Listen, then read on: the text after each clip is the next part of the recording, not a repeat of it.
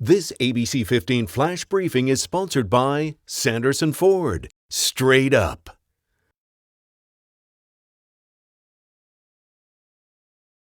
Hi there, I'm Kaylee O'Kelly with your afternoon update from ABC15 Arizona. The Arizona Department of Health Services has released some new coronavirus figures. Today, the state reports 213 new cases since the beginning of the year.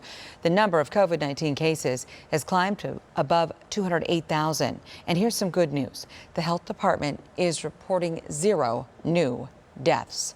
Pfizer is calling on the public for help. It is hoping to expand testing of its coronavirus vaccine. The company wanting to work with 44,000 volunteers, and they are looking for candidates who are more diverse. They can be as young as 16 years old, and Pfizer says expanding the volunteer pool allows for a more accurate picture of the safety and effectiveness of the vaccine.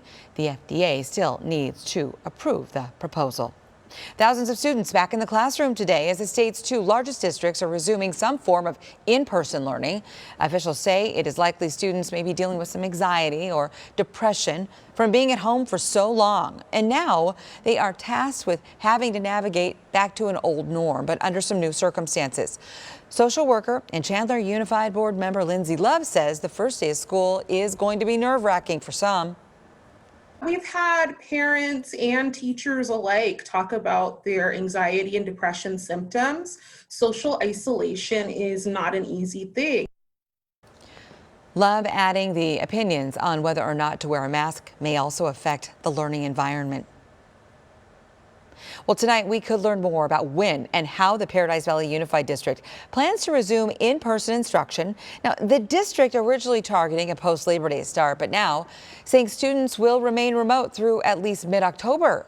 Several parents reaching out to us here at ABC 15 saying that they are frustrated by the district's metrics, which are stricter than the state's recommended benchmarks.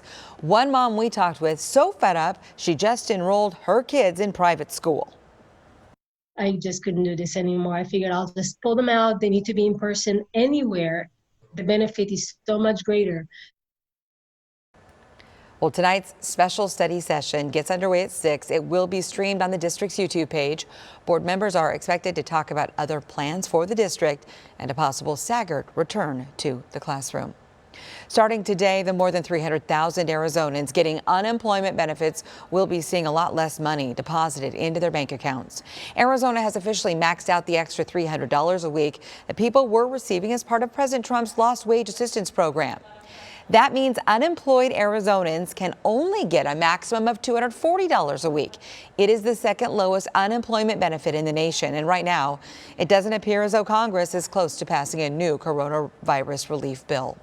Today is also the deadline to apply for the City of Phoenix's Gated Alley Program pilot.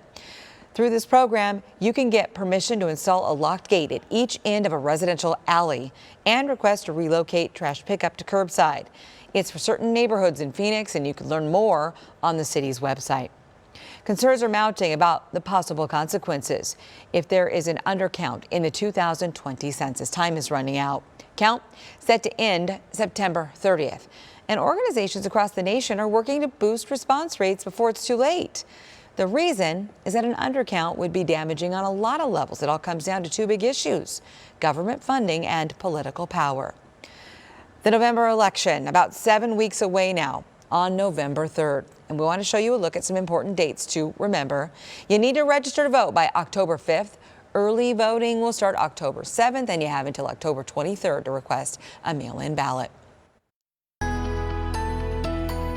Good morning, I'm Megan Thompson, tracking your most accurate forecast for you to start your work week. We're going to stay in the 80s through most of the morning through 8 a.m., about 85 degrees. We'll jump to the 90s around 10 a.m., getting to those triple digits by noon. We'll warm to 104, which is slightly above average for this time of year. That's because we have a ridge of high pressure that is over the west, bringing our temperatures up just a smidge. Here's what we're expecting statewide: 88 in Payson, 88 in Winslow, 89 in Prescott, and 105 105 in Quartzette. As I take you through that 7-day forecast, the temperatures staying pretty average here. 104 today. Those hazy conditions continue today, and then we'll stay around 105, 106. The highest we'll see 107 on Thursday before we drop off slightly into the weekend. 104 Saturday, Sunday 103. Your lows staying around 80 degrees for you into those overnight hours.